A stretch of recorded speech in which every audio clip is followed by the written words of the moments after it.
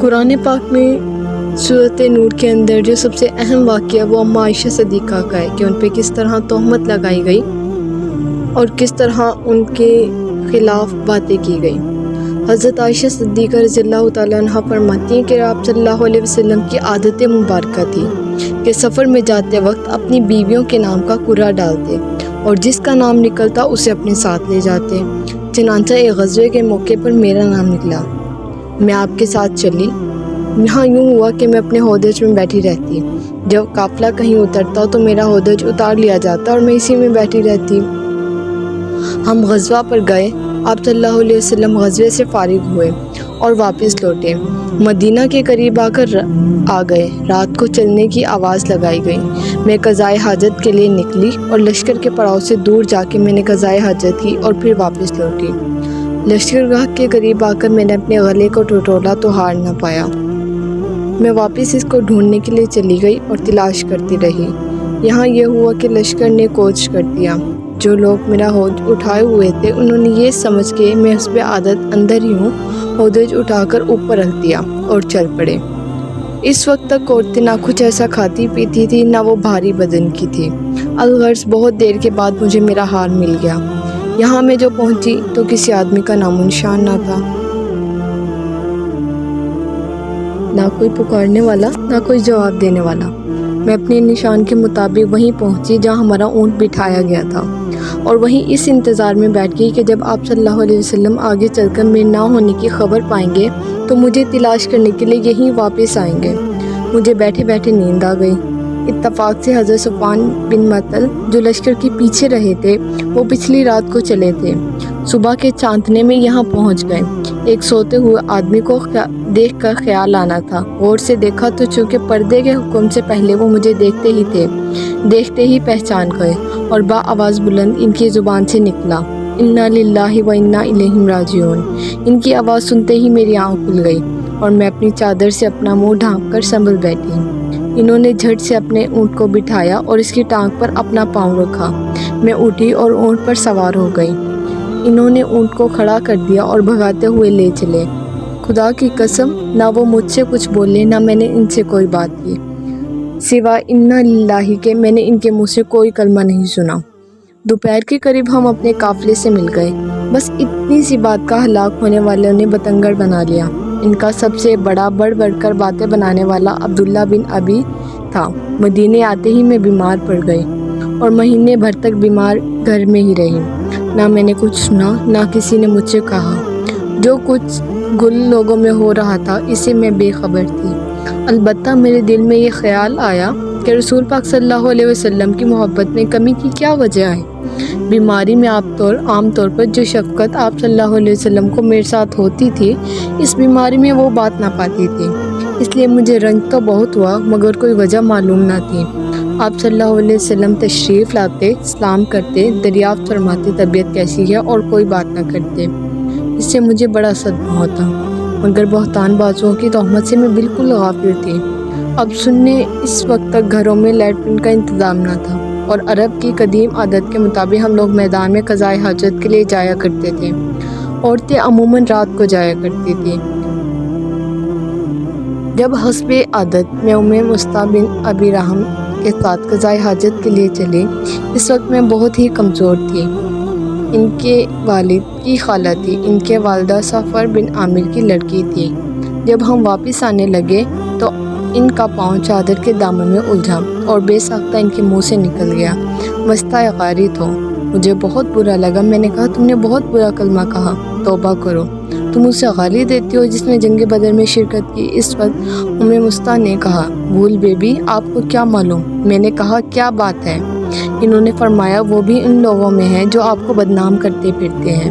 مجھے سخت حیرت ہوئی، میں ان کے سر ہو گئی کہ کم از کم مجھے سارا واقعہ تو کہو۔ اب انہوں نے بہتان باز لوگوں کی تمام کارستانیاں مجھے سنائیں۔ میرے تو ہاتھوں کے طوطے اڑ گئے، رنج و غم کا پہاڑ مجھ پر ٹوٹ پڑا۔ مارے صدمے کی میں تو اور بیمار ہو گئی، بیمار تو پہلے ہی تھی، اس خبر نے تو نڈھال کر دیا۔ اما عائشہ فرماتی ہیں کہ اب صرف یہ خیال تھا کہ میں اپنے میکے جا کر اور اچھی طرح معلوم کر لوں کیا واقعی میری نسبت ایسی افواہیں پھیلائی گئی ہیں اور کیا کیا مشہور کیا جا رہا ہے۔ اتنے میں آپ صلی اللہ علیہ وسلم میرے پاس تشریف لائے اور سلام کیا۔ دریافت فرمایا کیا حال ہے؟ میں نے کہا اگر آپ صلی اللہ علیہ وسلم آپ اجازت دیں تو میں اپنے والد کے ہاں ہوں۔ آپ نے اجازت دے دی۔ میں یہاں آئی، اپنی والدہ سے پوچھا کہ اماں جان لوگوں میں میرے متعلق کیا باتیں پھیل رہی ہیں؟ انہوں نے فرمایا بیٹی یہ تو نہایت معمولی بات ہے، تم اتنا اپنا دل بھاری نہ کرو۔ کسی شخص کی اچھی بیوی جو اسے محبوب ہو اور اس کے سوکنے بھی ہوں، وہاں ایسی باتوں کا کھڑا ہونا تو لازمی امر ہے۔ میں نے کہا سبحان اللہ، کیا واقعی لوگ میری نسبت ایسی افواہیں اڑا رہے ہیں؟ اب تو مجھے رنج و غم نے اس قدر گھیرا کہ بیان سے باہر ہے۔ اس وقت جو میں نے رونا شروع ہوئی، واللہ ایک آدم بھر کے لیے میرے آنسو نہیں تھمے۔ میں سر ڈال کے روتی رہی۔ کہاں کا کھانا پینا، کہاں کا سونا جاگنا اور کہاں کی بات چیت، بس رنج و عالم اور رونا، اور میں ساری رات اسی حالت میں گزری کہ آنسوں کی لڑی نہ تھمی۔ دن کو بھی یہی حال رہا۔ آپ صلی اللہ علیہ وسلم نے حضرت علی رضی اللہ تعالیٰ عنہ کو اور حضرت اسامہ بن زید کو بلایا۔ وہیں میں دیر ہوئی۔ اللہ تعالیٰ کی طرف سے آپ کو کوئی بات معلوم نہ ہوئی تھی، اس لیے آپ صلی اللہ علیہ وسلم نے ان دونوں حضرات سے مشورہ کیا کہ آپ صلی اللہ علیہ وسلم مجھے الگ کر دیں یا کیا کریں۔ حضرت اسامہ نے صاف کہا کہ اے اللہ کے رسول، ہم آپ کے اہل پر کوئی برائی نہیں جانتے، ہمارے دل تو ان کی محبت، عزت اور شرافت کی گواہی دینے کے لیے حاضر ہیں۔ ہاں، حضرت علی نے جواب دیا کہ یا رسول اللہ، اللہ تعالیٰ کی طرف سے آپ کو کوئی تنگی نہیں، عورتیں ان کے سوا بھی بہت ہیں، اگر آپ گھر کی خادمہ سے پوچھیں تو آپ کو صحیح واقعہ معلوم ہو سکتا ہے۔ آپ نے اسی وقت گھر کی خادمہ حضرت بریرہ رضی اللہ تعالیٰ عنہ کو بلایا اور ان سے فرمایا حضرت عائشہ رضی اللہ تعالیٰ عنہ کی کوئی بات شک و شبہ والی کبھی دیکھی ہے تو بتلاؤ۔ حضرت بریرہ نے کہا اے خدا کی قسم جس نے آپ کو حق کے ساتھ مبعوث فرمایا، میں نے ان سے کوئی بات کبھی اس قسم کی نہیں دیکھی۔ ہاں، صرف یہ بات ہے کہ کم عمری کی وجہ سے ایسا ہو جاتا ہے کہ کبھی کبھی گندا ہوا آٹا یوں ہی رکھا رہتا ہے اور بیوی سو جاتی ہے تو بکری آ کر آٹا کھا جاتی ہے۔ اس کے سوا میں نے ان کا کوئی قصور کبھی نہیں دیکھا۔ چونکہ کوئی ثبوت اس وقت واقعے کا نہ ملا تھا، اسی دن آپ صلی اللہ علیہ وسلم منبر پر کھڑے ہوئے اور مجمع سے مخاطب ہو کر فرمایا کون ہے جو مجھے اس شخص کی اذاؤں سے بچائے جس نے مجھے ایذائیں پہنچاتے، اب تو میرے گھر والیوں کے بارے میں بھی مجھے تکلیف پہنچانا شروع کر دی۔ واللہ میں جہاں تک جانتا ہوں مجھے اپنی گھر والیوں پر سوائے بھلائی کے کوئی چیز معلوم نہیں ہوئی۔ جس شخص کا یہ نام لے رہے ہیں میری نسبت میں تو اس کے متعلق بھی سوائے بھلائی کے اور کچھ نہیں، وہ میرے ساتھ ہی گھر میں آتا تھا۔ یہ سنتے ہی حضرت سعد بن معاذ کھڑے ہوئے اور فرمانے لگے یا رسول اللہ، میں موجود ہوں، اگر وہ قبیلہ عداد کا شخص ہے تو ابھی ہم اس کی گردن تن سے جدا کر دیتے ہیں، اگر وہ ہمارے خزرہ بھائیوں میں سے ہے تو آپ جو حکم دیں ہم اس کی تعمیل میں کوئی عذر نہ ہوگا۔ یہ سن کر حضرت سعد بن عبادہ کھڑے ہو گئے۔